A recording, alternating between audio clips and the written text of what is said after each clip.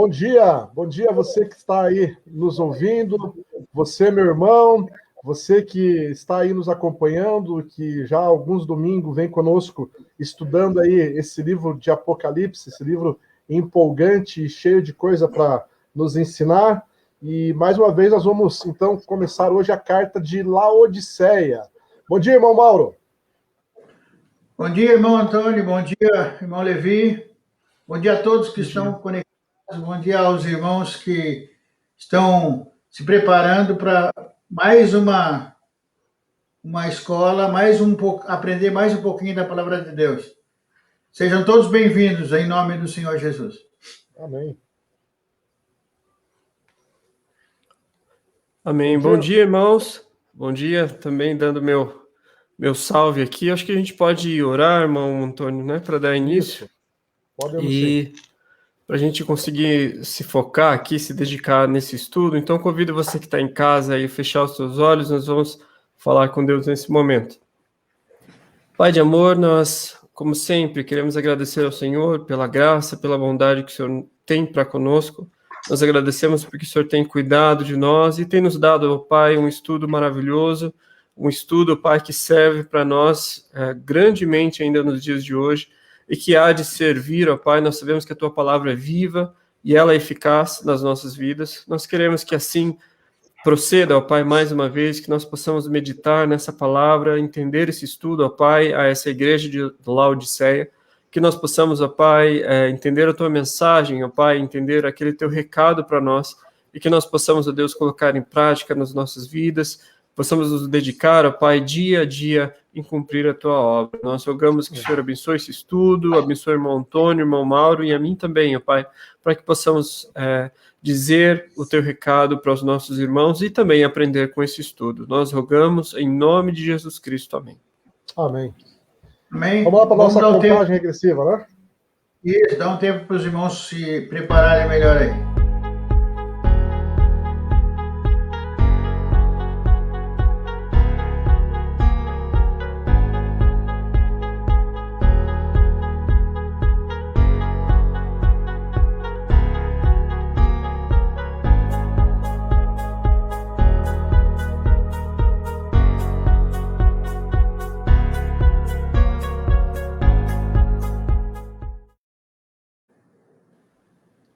Muito bem. Antes de nós entrarmos propriamente dito na nossa lição, hoje é um domingo mais do que especial, Dia das Mães, e nós queremos então saudar aí a todas as mamães que estão juntamente conosco aqui, dizer que nosso desejo é que Deus abençoe as suas vidas, e como sempre, aquela frase que é muito falada, mas nem sempre praticada, mas Dia das Mães é todos os dias. Todos os dias, a mulher é especial, mas hoje foi o dia que foi colocado para comemorar então, o dia das nossas mamães aí, logo mais, certamente todos estaremos almoçando com as nossas mães. Então, que Deus abençoe você, que é mãe, que está presente aqui conosco. E nós vamos, então, dar sequência no nosso estudo. Hoje vamos estudar a igreja de Laodiceia, na carta de Apocalipse, no livro 3, capítulo 3, versículos 14 ao versículo 22. E eu quero pedir aqui ao irmão Levi, você consegue fazer a leitura desse texto para nós, irmão Levi? Sim, consigo sim. Vamos lá. Então, Apocalipse 3, a partir do verso 14, eu estou na Almeida Revista e Corrigida. Vamos lá, 7ª carta à igreja de Laodiceia. E ao anjo da igreja que está em Laodiceia escreve: Isto diz o Amém, a testemunha fiel e verdadeira, o princípio da criação de Deus. Eu sei as tuas obras, que nem és frio nem quente. Tomara que foras frio ou quente. Assim, porque és morno e não és frio nem quente, vomitar-te-ei da minha boca. Como dizes, rico sou e estou enriquecido e de nada tenho falta, e não sabes que és um desgraçado e miserável, pobre e cego e nu. Aconselho-te que de mim compres ouro provado no fogo, para que te enriqueças, e vestes brancas para que te vistas, e não apareça a vergonha da tua nudez, e que unjas os olhos com colírio, para que vejas. Eu repreendo e castigo a todos quantos amo. Sê, pois, zeloso e arrepende-te. Eis que estou à porta e bato. Se alguém ouvir a minha voz e abrir a porta, entrarei em sua casa e com ele cearei e ele comigo. Ao que vencer, lhe concederei que se assente comigo no meu trono, assim como eu venci e me assentei com meu Pai no seu trono. Quem tem ouvidos, ouça o que o Espírito diz às igrejas. Essa carta é uma carta complicada, né? Até agora, nós estudamos várias igrejas e nas cartas anteriores sempre havia um elogio de Cristo para aquelas igrejas. A igreja de Laodiceia é uma das únicas igrejas que nessa carta não tem nenhum elogio de Cristo para ela. Mas eu quero começar fazendo uma pergunta para você que está aí do outro lado da telinha. Você já tomou água morna com sal e açúcar? Eu não sei se você já tomou isso, eu já tomei, e essa água morna com sal e açúcar é uma coisa horrível. Eu já não gosto de água com açúcar. Imagine água morna com sal e açúcar, então é horrível. O versículo central da nossa lição de hoje, ele fala assim: aconselho-te que de mim compres ouro refinado pelo fogo, para te enriqueceres, vestidura branca para te vestires, a fim de que não seja manifesta a vergonha da tua nudez, e o colírio para ungir os olhos, a fim de que veja. Esse é o tom dessa carta da igreja para a igreja de Laodiceia, uma igreja problemática, uma igreja difícil, onde não existiu uma palavra de elogio do Senhor para essa igreja. Por outro lado, foi uma igreja onde Jesus demonstrou muito amor por ela, porque ela precisava ser amada pelo tanto de problemas que tinha nessa igreja. E essa palavra Laodiceia, que é o nome da cidade e é o nome da carta também, ela queria dizer voz do povo ou direito do povo. Então, essa igreja, ela se caracterizava aonde a voz de Deus estava em segundo plano, aonde a vontade de Deus e aonde os direitos do povo estavam em primeiro plano e em detrimento da palavra de Deus. Você já deve ter ouvido aquele ditado que diz assim que a voz do povo é a voz de Deus. Pois é, esse ditado não é a realidade. A voz de Deus é a voz de Deus, e nessa igreja, a voz de Deus estava sendo colocada em segundo plano. Nós vamos desenvolver isso no decorrer dessa lição, mas eu quero situar um pouquinho para você que está nos ouvindo a cidade de Laodiceia, como era essa cidade, como ela vivia. E assim, ela era uma cidade que estava ali na província romana da Ásia Menor, onde hoje é a Turquia. Era uma cidade das mais ricas daquela época, uma cidade autossuficiente. Ela tinha uma posição geográfica estratégica, ela era vizinha de duas cidades. Uma delas era Colossos e a outra delas era Hierápolis. E nessas duas cidades, Colossos e Hierápolis, existiam em Colossos uma água fria de boa qualidade, ela recebia uma água fria de boa qualidade, e na cidade de Hierápolis existiam umas termas de águas quentes que eram medicinais. E Laodiceia ficava próximo dessas duas cidades aí, e ela tinha algumas características específicas da cidade de Laodiceia. Por exemplo, ela era um centro financeiro muito próspero. Os seus habitantes, na maioria deles, eram pessoas ricas, pessoas orgulhosas, pessoas soberbas, a tal ponto que em 61 depois de Cristo teve um grande terremoto que destruiu Laodiceia, destruiu Colossos e Hierápolis também, e Laodiceia recusou a ajuda de Roma para se autoconstruir, para se recomeçar do zero. Ela, com os seus próprios recursos, foi lá e se fez novamente, sem a ajuda do Império Romano.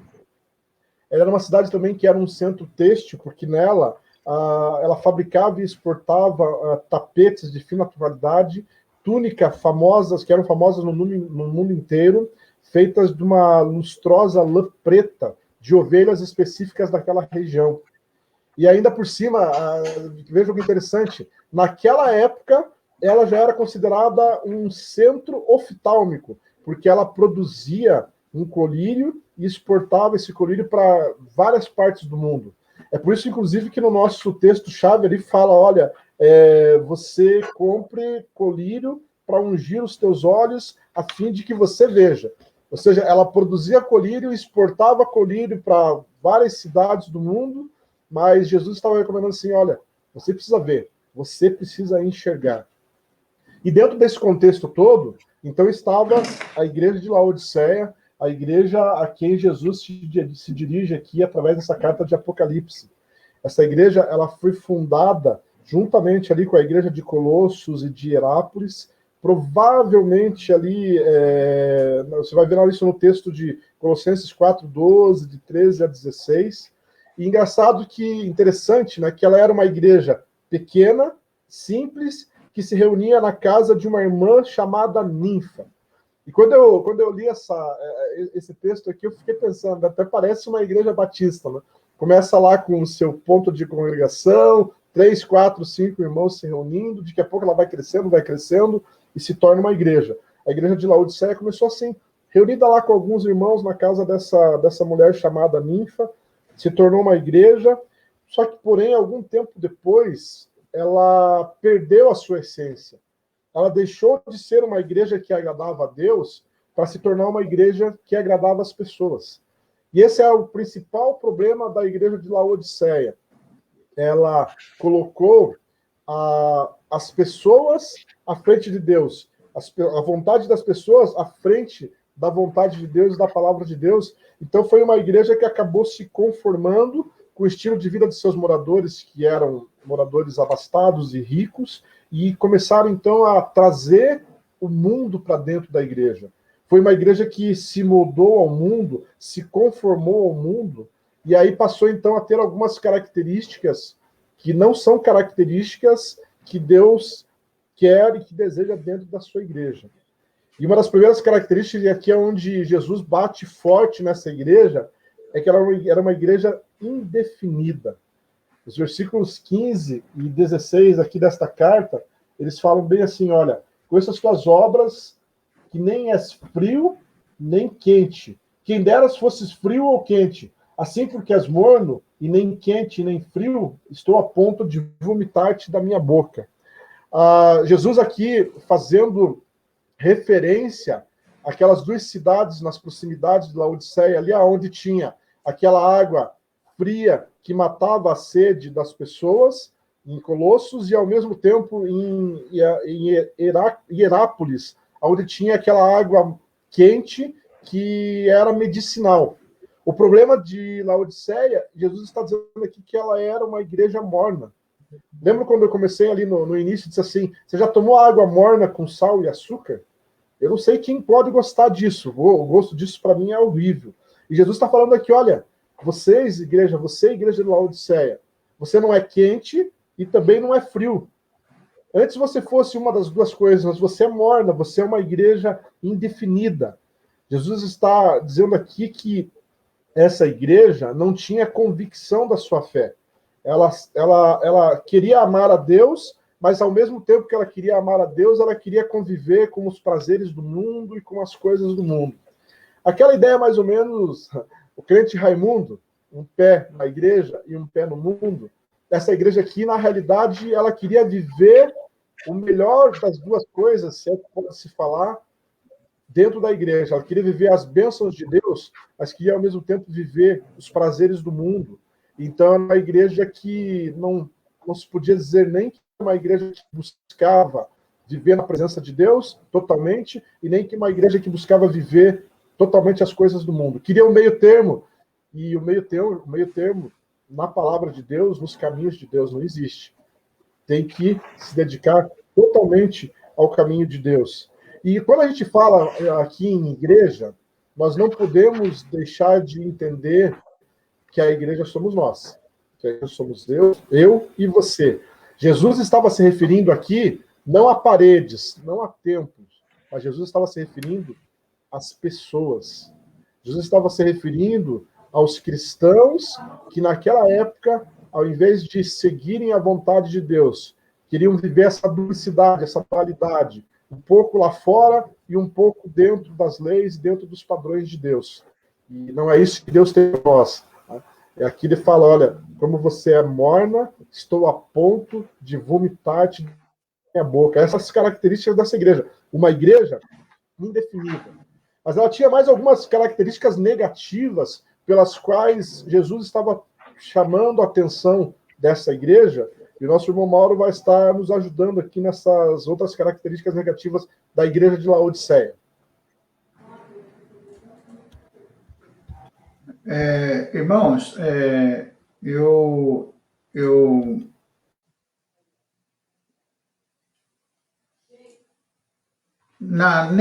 nesse aspecto, eu tenho esse slide aí que eu acho bastante sugestivo, e o nosso tema central também. Pessoal, ali nós temos uma porta da igreja, uma igreja aparentemente fechada, e dá a impressão que os cristãos estão lá dentro como se fossem intocáveis, né? Então, veja só, o versículo-chave da nossa lição, ele diz assim: eu aconselho-te que de mim compres ouro refinado pelo fogo e te enriqueças, ou seja, que te enriqueças verdadeiramente, com vestidura brancas para te vestires. Então, veja, uma igreja que tinha autossuficiência materialmente falando, ela tinha tudo, a ponto de estar no texto que ela se julgava: olha, eu estou rico, eu estou plenamente abastado e eu não preciso de mais nada, não preciso de coisa alguma. E nesse sentido, o Senhor repreende ou alerta que, nesse sentido, é preciso, às vezes, aquela história de ter tudo e, ao mesmo tempo, não ter nada, porque essa porta fechada aí, Cristo vai dizer: eu estou à porta e bato, ou seja, o próprio Cristo está fora da igreja, ou seja, a igreja, nesse caso, o irmão falou de um pé no mundo e um pé na igreja, essa estava com os 2 pés no mundo, fora, exatamente porque ela se julgava autossuficiente. Ela diz assim: olha, estou abastado e de nada eu preciso. Ela estava de acordo ou conforme o apóstolo Paulo fala em Romanos 12, ela se conformava, ela estava exatamente de acordo com o mundo que ela vivia, com a cidade que ela vivia. Eles produziam tudo.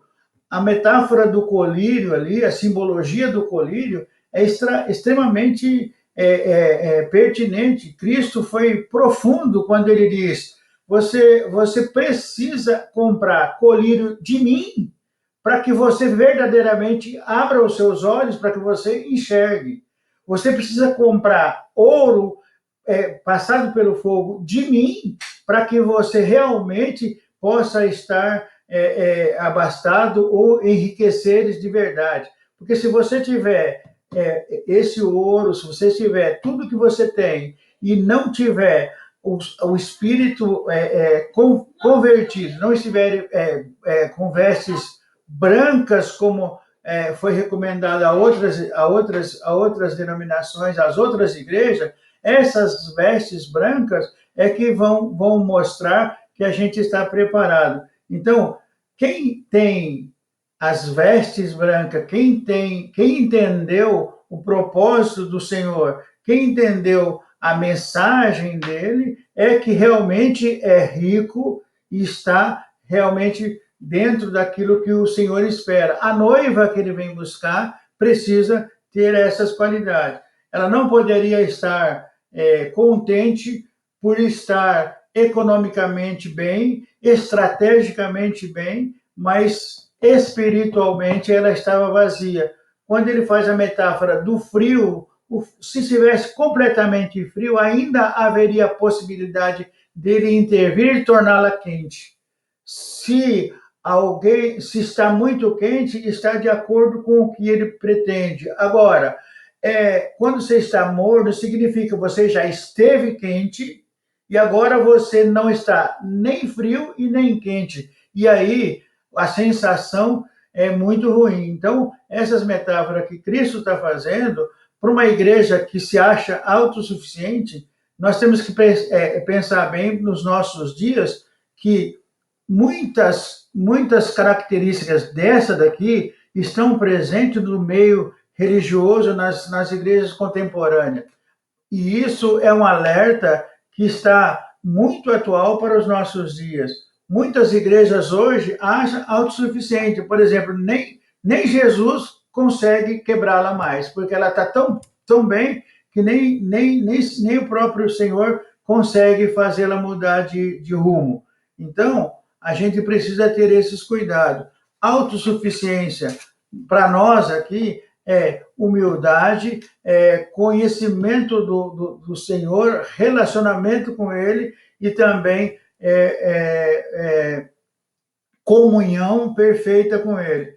Nós temos buscado no nosso dia a dia exatamente isso, ter comunhão, aprender a ter um relacionamento com Cristo e sermos espelho, ou seja, refletir o Senhor. Então, a autossuficiência aqui, ela deixa muito clara que é uma igreja que acha que está tudo certo, mas, na verdade, ela está muito longe daquilo que é o ideal que o Senhor espera da igreja.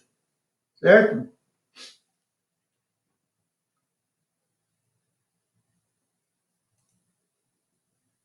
Tudo bem, irmãos?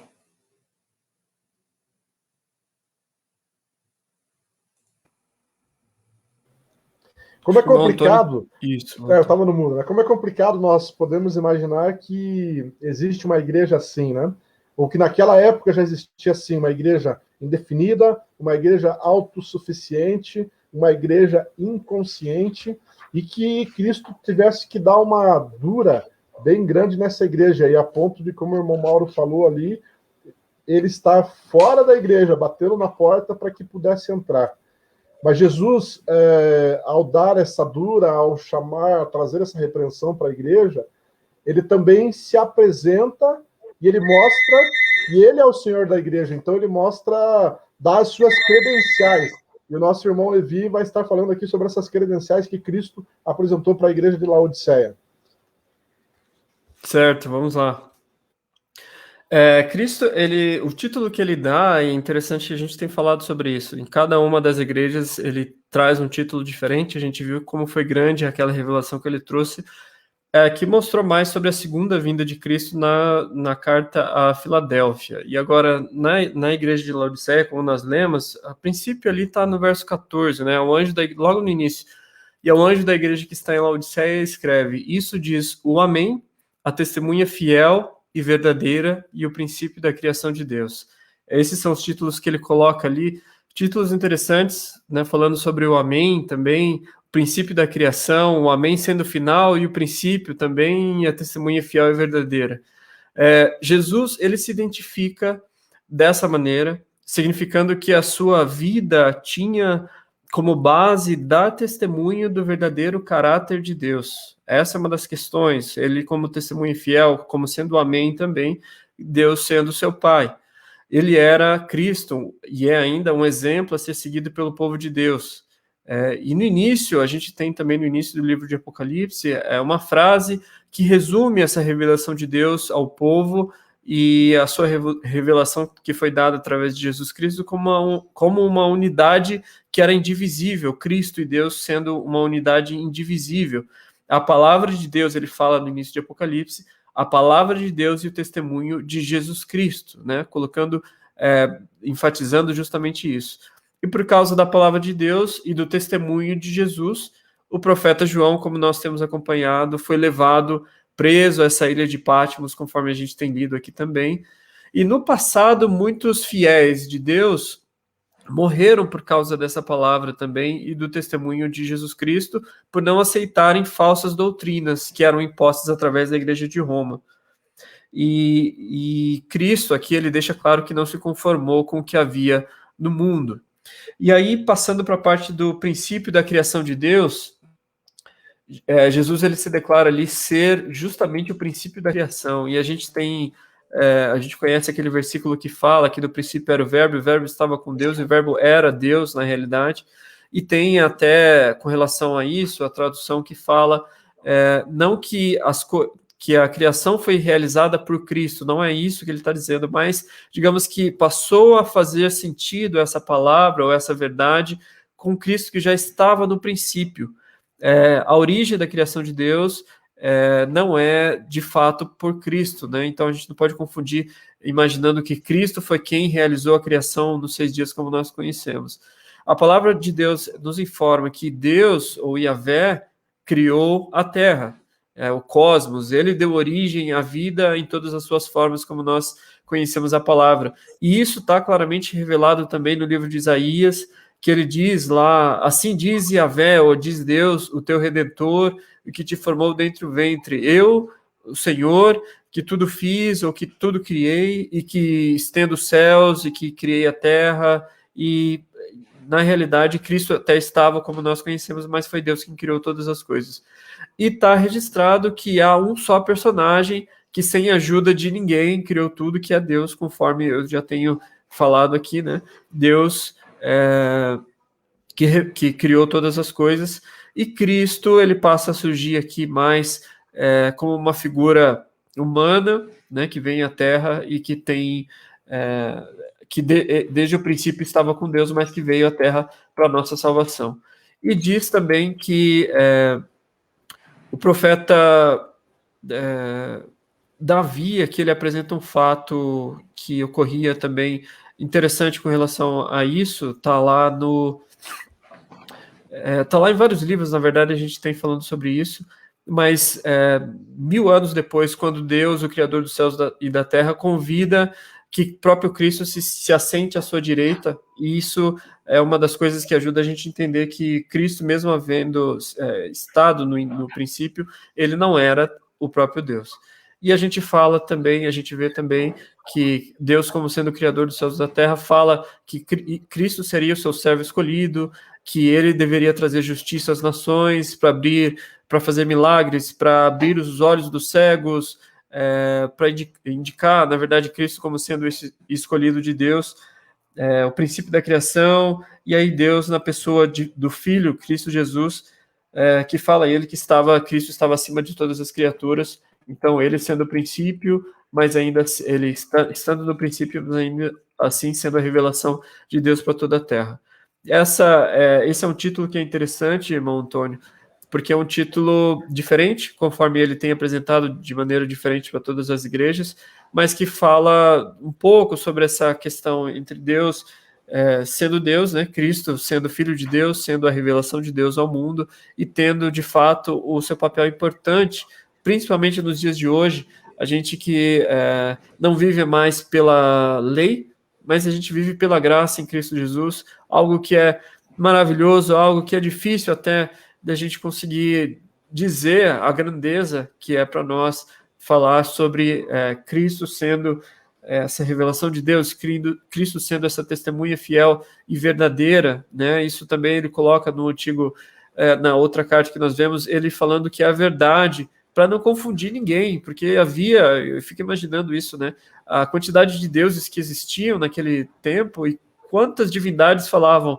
olha, esse é o Deus do vinho, esse é o Deus sol, esse é o Deus da terra, esse é o Deus... E cada Deus tinha cada Deus, com letra minúscula, tinha o seu ensinamento, e ele falava, você precisa crer em mim quando você fizer uma adoração, quando você quiser agradecer pelo fruto que você tem na terra. Quando você quiser agradecer pelo sol, você adora a mim. Quando você quiser agradecer pela chuva, você adora a mim.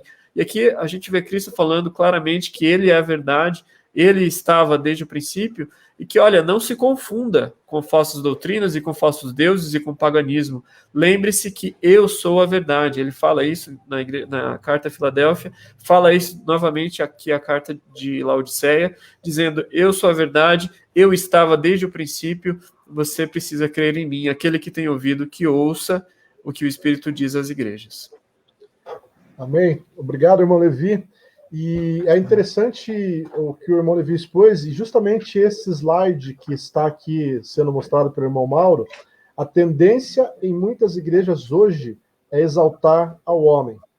Mas Deus afirma em sua palavra que não dá a sua glória a quem quer que seja, Isaías 48:11. E quando Cristo estava se apresentando aqui para a igreja, ele estava dizendo o seguinte, olha gente, quem está cobrando de vocês não é ninguém mais nem menos do que o Senhor da igreja. Nós vamos ver em todo o livro do Apocalipse que ele vai se referir muito, dizendo que eu sou o alfa e o ômega, o princípio e o fim. Então, ele é o Senhor da igreja, e ele estava se dirigindo aqui a uma igreja que não estava de acordo com os seus propósitos. Agora, trazendo aqui para mim e para você, se imagine fazendo parte de uma igreja dessa. Mais ainda, se imagine sendo essa igreja, vivendo uma vida morna, uma vida indiferente, uma vida onde não faz diferença para nada. Jesus nos chamou para fazermos diferença. Jesus nos chamou para influenciarmos o mundo. E ele estava falando aqui para uma igreja de posses, alguém aonde talvez o materialismo tivesse feito com que os caminhos fossem desviados, fosse dado mais valor àquilo que era material, àquilo que as suas posses, do que a igreja propriamente de Cristo. Eu estava vendo aqui na nossa leitura o livro de 1 João, capítulo 2, versículos 15 a 17, fala bem assim, a linguagem do Almeida: não ameis ao mundo e nem as coisas que há no mundo. Se alguém é do mundo, o amor do Pai não está nele. Porque tudo que há no mundo, o desejo mau da carne, o desejo mau dos olhos e a soberba da vida, não procede do Pai, mas procede do mundo. Ora, o mundo passa, bem como o seu desejo mau. Aquele, porém, que faz a vontade de Deus permanece eternamente. Nessa versão do Almeida aqui, ele fala de a concupiscência da carne, a concupiscência dos olhos, que é o desejo mau da carne, o desejo mau dos olhos. Então aqui, no livro da primeira carta de João, ele também vai dizendo, olha, nós não podemos amar o mundo, nós não podemos viver no mundo. Nós estamos no mundo, mas nós não somos dele. Jesus já falava isso também. Então, a igreja de Cristo, eu e você, temos que ser relevantes. Não podemos nos tornar como essa igreja morna. Eu acho uma palavra muito dura aqui no livro de Apocalipse, quando Jesus fala, olha, já que não é nem quente, nem frio, estou a ponto de vomitar-te da minha boca. Jesus não aprova a indiferença, Jesus não aprova o em cima do muro, Jesus não aprova o simplesmente que a gente viva como a gente quer. Ele quer que nós vivamos com compromisso com ele. E essa igreja de Apocalipse, nós vamos ver na semana que vem, que essas repreensões que Cristo dá à igreja são repreensões sérias, são repreensões para que a igreja tomasse um rumo e fizesse meia volta, parasse tudo e começasse de novo e no caminho do Senhor. E às vezes a nossa vida está assim. Precisa que Cristo nos dê uma chamada e fale assim, olha, para tudo. Para o que você está fazendo, reavalia, dá meia volta, começa de novo nos meus caminhos. Não fica em cima do muro, não. Não fica aí nessa situação morninha, nessa comodidade. Preciso que você viva a minha palavra, preciso que você esteja comigo, esteja seguindo o meu caminho. Não seja como a igreja de Laodiceia. Como nós lemos naquele slide anterior ali, a tendência em muitas igrejas hoje é exaltar o homem. Mas nós nascemos e fomos criados para louvar, para exaltar e para glorificar o nome de Deus. Nós nascemos para viver para Deus. Por isso, meu irmão, por isso você que está assistindo aí, se você não tem essa comunhão com Deus, se você está vivendo aí essa fase difícil, nessa fase onde não podemos estar fisicamente na igreja por um bom tempo, e aonde, de repente, se acabou se esfriando, acabou ficando morno, para tudo. Começa de novo. Se coloca diante do Senhor, dobra o joelho, pede perdão e pede para Ele te dar força, pede para Ele ajudar, para que a caminhada continue e para que essa caminhada seja uma caminhada firme diante daquilo que Ele quer para cada um de nós. Eu quero pedir aqui para o irmão Levi, para o irmão Mauro, fazerem aí as suas considerações finais, porque na semana que vem, então, nós vamos continuar estudando essa repreensão de Cristo, essa chamada de atenção de Cristo, o conselho que Cristo traz para essa igreja e a promessa que ele traz para aqueles que perseveram. A promessa que ele traz para que aquela igreja mude os seus caminhos, e se ela mudar o seu caminho e perseverar, o que ele promete para ela. Então, irmão Levi, irmão Mauro, aí, se quiserem fazer suas considerações finais, fique à vontade. Vamos lá, pela ordem de chamada, então. Irmão, eu considero muito importante esse ensino, essas palavras, inclusive, que o irmão trouxe aqui com relação às acusações sérias, né, que Cristo traz à igreja. Eu considero que um apelo que fica também para mim aqui é justamente sobre a grandeza ou o título que a igreja achava que tinha. A igreja que achava que era rica, achava que tinha muito poder, estava enriquecida, né, e não precisava de coisa alguma. Eu acho que o conselho que fica para mim também, além desses que o irmão comentou, é justamente aquele irmão ou aquela igreja que acha que não é digna, que por ser uma igreja menor, por não ter... E isso a gente vê, a gente está relacionado também com a questão da música, às vezes a gente vê uma igreja tão grande, um coral tão bonito, e vários vídeos, né, que o pessoal compartilha aqui, nossa, é tão bacana, e parecem anjos cantando, mas você às vezes se esquece que o teu louvor também chega a Deus, que a tua adoração precisa chegar a Deus também, que aqueles que estão cantando tão lindamente lá não são melhores perante Deus do que você, só porque eles cantam mais afinados do que você. Então, uma coisa que eu deixo justamente para o nosso ensinamento aqui é que aqueles que se acham ricos, aqueles que se acham poderosos, eles precisam cuidar com o que eles fazem. Quem dá e quem merece todo o poder e quem é o único que é digno é só o nosso Senhor. Então não adianta você olhar assim, não, mas aquela igreja ali, eu acho que aquela igreja ela é mais digna, ela é melhor do que a nossa. Não pense assim. E se você não tem alguma igreja, se você acha que você é indigno justamente porque você não, enfim, não está numa igreja, porque você não...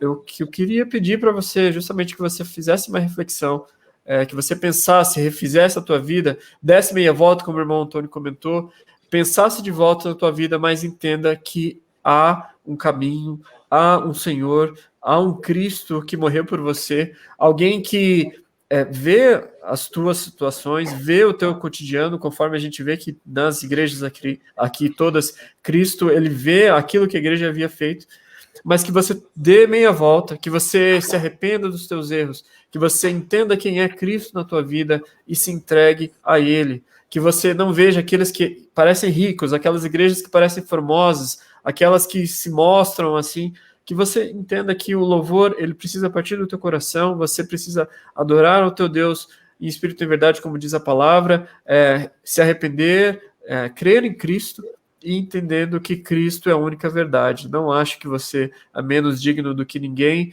Na verdade, ninguém é digno. O único digno é Cristo, e todos nós somos pecadores. Todos nós precisamos nos arrepender, por mais importantes e por mais ricos que pareça que nós somos. Esse para finalizar, irmão Antônio, essa mensagem que eu queria deixar para cada um que está assistindo essa EBD. Obrigado, irmão Levi. Irmão Mauro? Irmão, eu vou fazer o seguinte, eu vou chamar atenção para o fato de que a gente tem nessa série de lições algumas coisas que precisam ser consideradas. Veja só, nós passamos por 7, e o 7 no Apocalipse é bastante simbólico, carta às 7 igrejas, todas elas com orientações de Cristo, com repreensões de Cristo, e o ideal que Cristo espera da sua igreja. Então, e ao final, ele deixa claro que a nossa posição, o irmão Levi disse, nós temos que reconhecer a Cristo, entender quem é Cristo, para a gente ter como Senhor e Salvador. Então, veja, ao final, ele deixa a nossa escolha. Quem tem ouvidos, ouça. E ao ouvir, tome uma decisão, né? Então, veja só, nessa lição especificamente, nós temos que pensar o seguinte: a nossa vida espiritual, como está? Ela está fria? Ela está quente? Ou ela está morna? Se eu chegar à conclusão que o meu relacionamento com Cristo, espiritualmente, está mais para morno, eu preciso me despertar. O Senhor está alertando aqui. Então, veja, essa analogia fechada, também, às vezes, a igreja pensa que está muito tranquila e, na verdade, espiritualmente, as suas portas estão fechadas. Então, a gente precisa juntar todo esse estudo que foi feito desde a primeira carta até aqui e entender o todo que o Senhor está transmitindo para cada um de nós. Então, veja, nesse caso específico, ele está mostrando alguém que se acha autossuficiente, que se acha perfeito e, na verdade, é um pobre, miserável, cego e nu, segundo ele está dizendo. Então, não passa de alguém que está completamente equivocado com relação àquilo que o Senhor espera de cada um de nós. Essa reflexão precisa estar presente no nosso coração, nas nossas igrejas, em cada um de nós. Porque muitas pessoas vão chegar e a gente precisa estar preparado para dar razão da nossa fé de acordo com o que o Senhor espera de nós. Amém, irmão Mauro? É isso mesmo. Nós estamos, então, chegando ao final desse nosso estudo aqui. Mais uma vez, nós queremos desejar a todos um bom domingo e um feliz Dia das Mães. Até a semana que vem. Bom domingo, feliz Dia das Mães a todos. Deus abençoe a todos, que as mães sejam os exemplos que a gente espera e que nós sejamos os filhos que elas esperam. Amém. Deus abençoe, irmãos. Amém. Tchau, tchau. Tchau, tchau.